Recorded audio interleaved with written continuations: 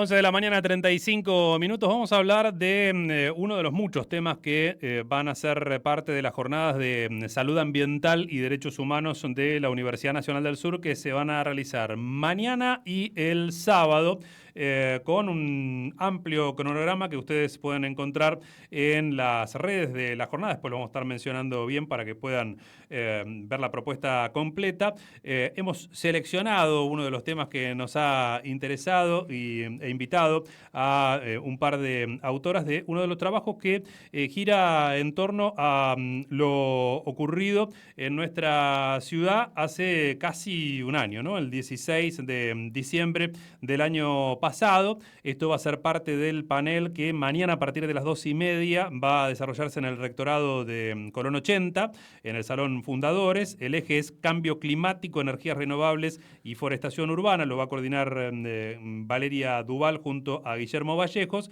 y allí está el trabajo Efectos de los eventos climáticos extremos sobre la población de Bahía Blanca, del cual participan Yamina Lambrich y Verónica Gil, además de Paula Saperi y Natalia Picone. Verónica y Yamila están aquí en el estudio. Muchísimas gracias por acercarse. De nada. Son ambas licenciadas en geografía. Sí. ¿Sí? Yo soy doctora, ella es licenciada.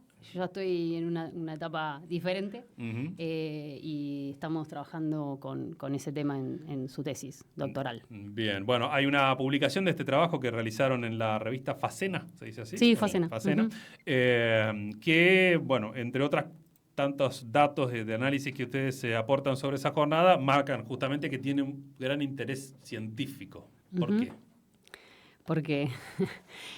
Porque justamente tiene relevancia en el contexto actual de cambio global, y hablando un poco más cuestiones climáticas, del cambio climático, el aumento de la frecuencia de este tipo de eventos extremos o eventos severos, porque tal vez antes también fueron extremos, pero bueno, hay un condicionante nuevo o adicional o que se está desarrollando, que es la expansión de áreas urbanas y los efectos a los que estamos expuestos, digamos. Entonces, bueno, para nosotros como científicas de la ciencia geográfica, nos interesa qué es lo que sucede ante este tipo de eventos que cada vez se están repitiendo con mayor frecuencia, aunque a veces no son tan intensos como el de diciembre, pero tienen efectos importantes en la ciudad.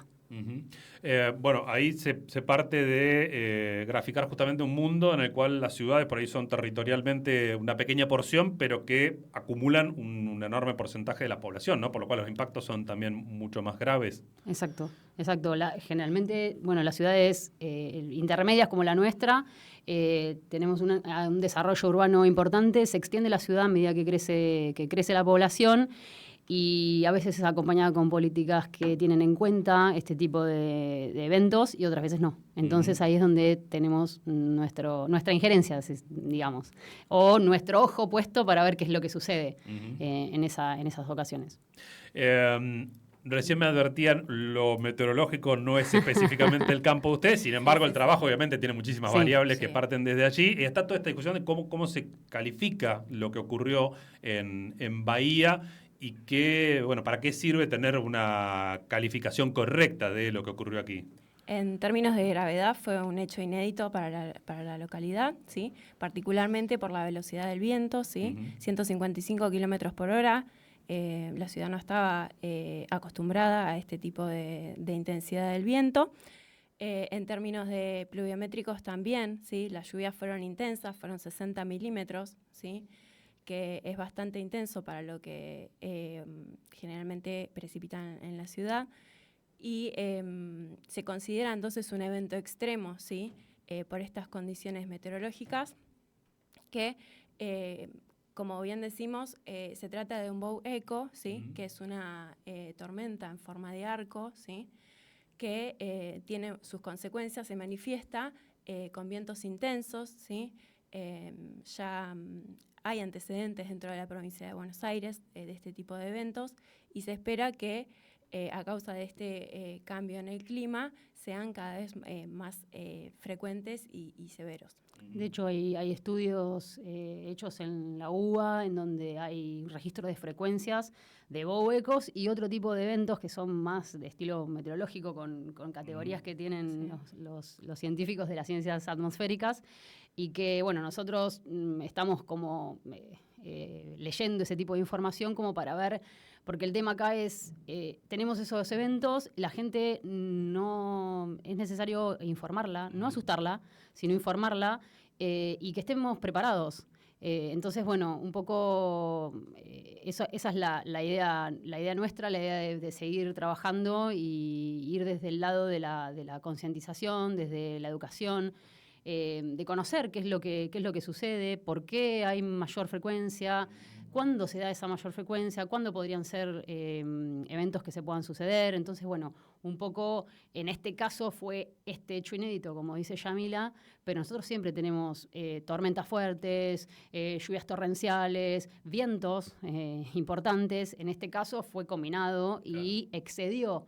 De hecho, la alarma, el alerta que dieron en el servicio meteorológico fue de alerta naranja y después cuando pasó, resulta que la alerta que tendrían que haber emitido era roja. El tema es que una vez que se desencadena el suceso, no se sabe para dónde va, no se sabe porque son cuestiones de modelos, están los monitoreos de los radares, de hecho los modelos que predicen, por lo cual el servicio meteorológico alerta y que es cada vez mejor ese alerta, a veces, bueno, sucede que no es tal o, bueno, es más intenso de lo que pronosticaron. Entonces, bueno, fue toda una combinación de factores que se dio en diciembre y, bueno, la sorpresa, porque la verdad que nadie estaba preparado para eso. Esto de la alerta, digamos, pero vos lo sabés a partir de que el evento ocurrió y, digamos, y lo caracterizás en función de lo que pasó, o los criterios de la medición del evento eran distintos y cambiaron ahora. No, el servicio meteorológico, si querés comentarle, Yamila, el servicio meteorológico tiene una categoría de por qué damos el alerta amarilla, por qué damos el alerta naranja y el rojo. Claro. El tema es que dio naranja y cuando pasó el evento, terminó siendo. Claro, nosotros cuando vimos los datos. datos. Lo que veían era efectivamente la situación de alerta naranja. Sí, claro, exacto. Pero después, cuando empezamos a mirar los registros de algunos datos de meteorología, y sí, nos dimos cuenta que en realidad fue para más. ¿Cómo es el tema? Y la importancia de estos niveles de alerta, ¿sí? Porque implican no solo que la población esté informada, sino que tome medidas al respecto ante estas alertas. Por eso nosotros hacemos foco en el tema de concientizar, ¿sí? Y de tomar medidas para poder prevenir, para que estos impactos de estos eventos sean los menores posibles, ¿sí? Bueno, es todo un tema, ¿no? Porque como nos regíamos antes, hoy por lo menos son parte de las informaciones que circulan después que hace cada quien ante esa alerta, me parece que es otra historia. Sí. Recientemente el municipio empezó a convocar, por ejemplo, a instituciones o a advertir telefónicamente, ya más allá de un flyer circulando, puede venir una situación de riesgo, se recomienda tal o cual cosa, después no sé ahí también ya formalmente cuál es el alcance para desistir de una determinada convocatoria o una actividad institucional y demás, pero empieza a cambiar esa situación. Sí, cambia la dinámica, cambia la dinámica, de hecho las personas están más atentas y bueno, al registro de decir, bueno, si bajan una línea de, bueno, esta actividad no se hace y demás, por más que después no pase nada, claro. de hecho es preferible. Sí, eso era lo que se buscaba, ¿no? Bueno, pero al final cada rato están con alerta amarilla, exacto, eso no pasa nada. Claro, exacto. Bueno, la alerta amarilla en realidad es una alerta de, bueno, hay que estar atentos. Claro. O sea, ya cuando pasa a naranja es lee, informate y ve qué sucede. Y entonces como que, bueno, también es eso, por ahí no hay tanta difusión de qué significa, o por ahí se está empezando ahora a difundir un poco más de qué significa. De hecho, hay más preparación también en los organismos que están atentos a la gestión luego de un evento que pasa. Y bueno, hay que seguir trabajando en la conexión entre las instituciones, en tratar de que nosotros los académicos podamos salir afuera y decir con palabras que se puedan entender las cosas que nosotros por ahí vemos. Y bueno, las personas están más atentas. De hecho, nosotros lo vivimos a diario. O sea, con la aplicación del servicio, a ver qué pasa, cómo estamos. Se consultan más. Se consulta más. El laburo tiene un trabajo de campo también, no solamente en ver datos meteorológicos, sino en ver las consecuencias que hubo. Y es interesante también la consulta que ustedes hicieron respecto de los impactos psicológicos que ha tenido en la población, ¿no? ¿Qué nos pueden comentar al respecto? Sí, las consultas que realizamos a los especialistas pudimos determinar que hay distintos tipos de impactos en la salud mental de la población, ¿sí? Vinculados a estrés postraumático, ¿sí?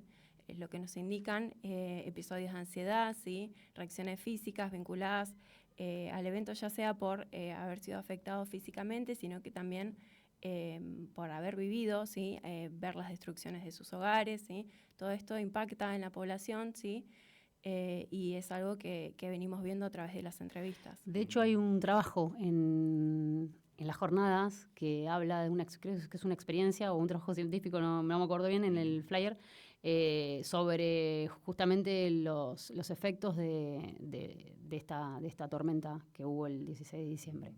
En general, lo que fuimos haciendo fue posterior al evento, se relegó un poco la ciudad, se tomaron datos para poder espacializar los distintos daños y luego las entrevistas con distintos especialistas que de hecho justamente sucedió que dentro de la tesis de Yamila se diera este hecho, pero ella ya viene trabajando y organizando las entrevistas para poder trabajar con distintos organismos que son los que, como te decía hace un ratito, que son los que se dedican después de un evento como el de diciembre, salir a ayudar, a volver a organizar un poco la ciudad. Así que bueno, sí. Eso es lo que te podemos contar un poco. Hay un punto respecto de las situaciones más graves, obviamente, que fueron los decesos, que ahí mencionan que existe la inquietud acerca de que este número haya sido mayor.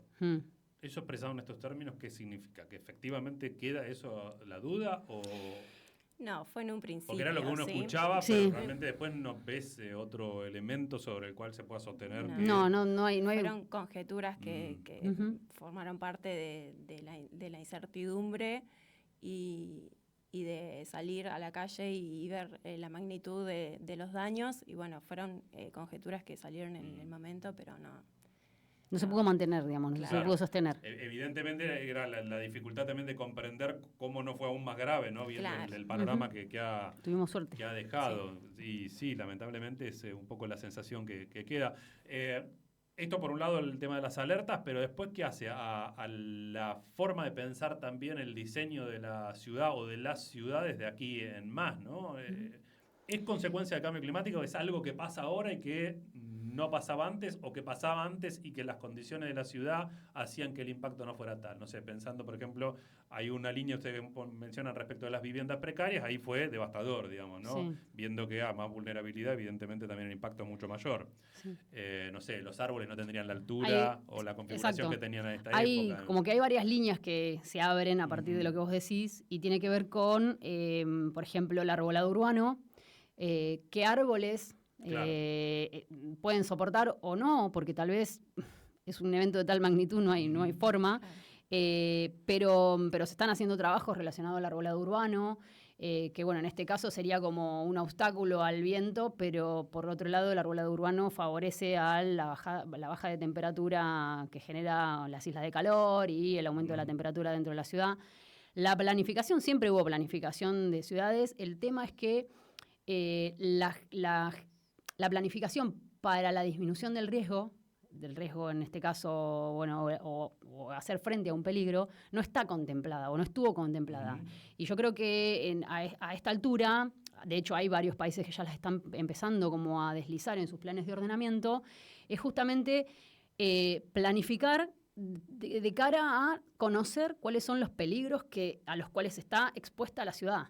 O sea, no parar esa planificación, no parar el desarrollo, pero sí tratar de que en eso pueda haber medidas que ayuden a que no seamos tan vulnerables. ¿Sí?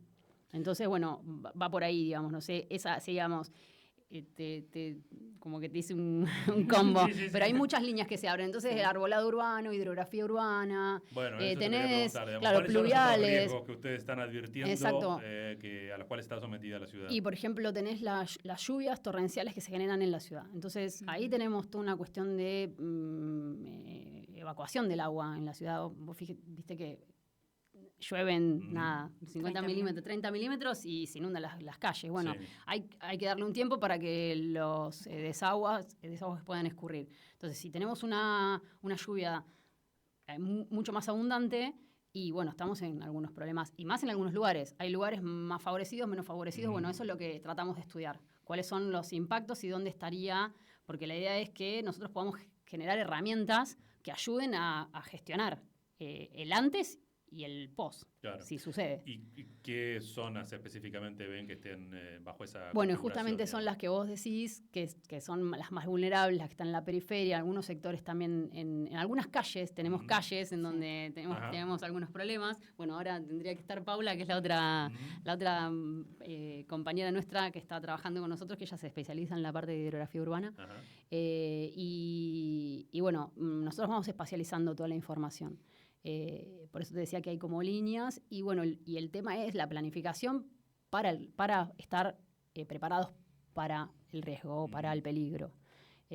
Bueno, de eventos de viento fuerte también tenemos, más allá de este episodio de Hueco, que venía acompañado con tormentas. Y bueno, aumentan obviamente con la frecuencia, con la cantidad de calor que hay y la posibilidad de que la atmósfera tenga mayor cantidad de vapor de agua, tenés más inestabilidad en el aire y bueno, tenemos tormentas. Bueno, eso, básicamente. Hablabas de las islas de calor, ¿no? Eso, digamos, son zonas de mucho cemento, por ejemplo, en la ciudad. ¿Y en qué situación estamos? Bueno, ni hablar con la pérdida de arbolado que hemos tenido en diciembre, ¿no? Claro, el problema es ese, porque justamente el arbolado, no sé si querés comentar algo. El arbolado hace que disminuyan las temperaturas.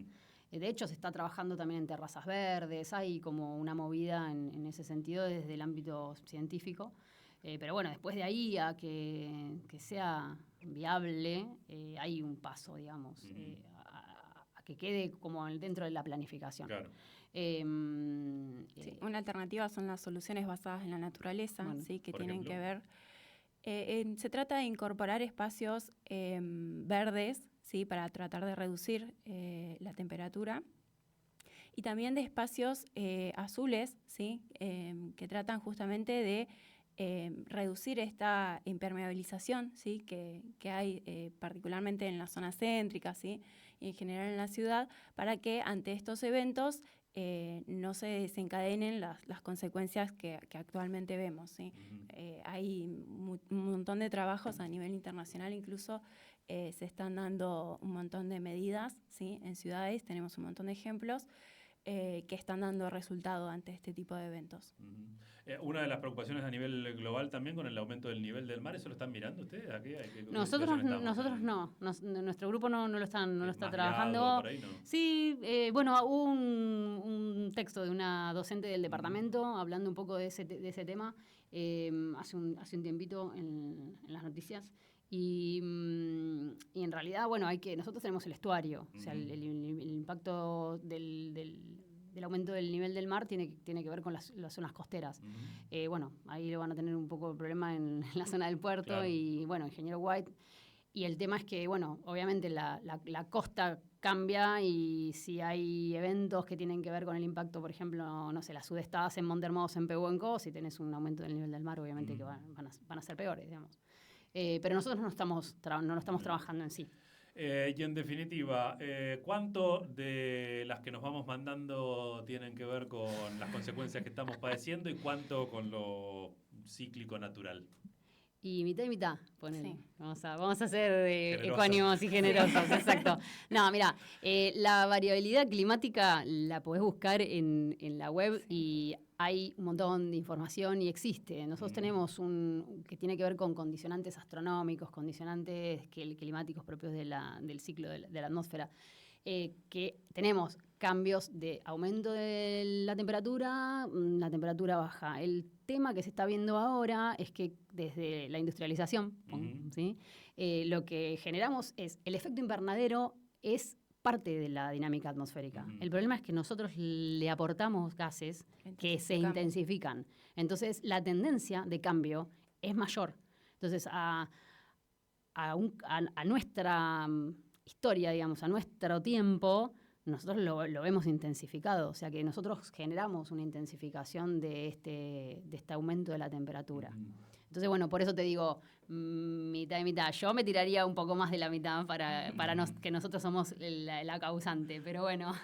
¿Y cuánto tiene que ver el riesgo hacia el planeta o hacia nosotros como especie? Es que en realidad nosotros somos parte del planeta. Entonces Claro, es como que nos estamos auto-boicoteando. En nuestro auto-boicot, el planeta va a seguir en la suya como ha pasado otras etapas. Sí, exactamente. O sea, cualquier cambio que nosotros introduzcamos es que el efecto lo vamos a tener ahora, más adelante o dentro de un tiempo, pero lo vamos a tener. O sea, la deforestación a mansalva de la selva amazónica tiene impacto en el dióxido de carbono, en la circulación del oxígeno, en los campos, en el aporte de sedimento a los ríos, en el agua, en la evaporación, la transpiración. O sea, cambia todos los ciclos. Entonces, bueno, estamos generando modificaciones. Claro.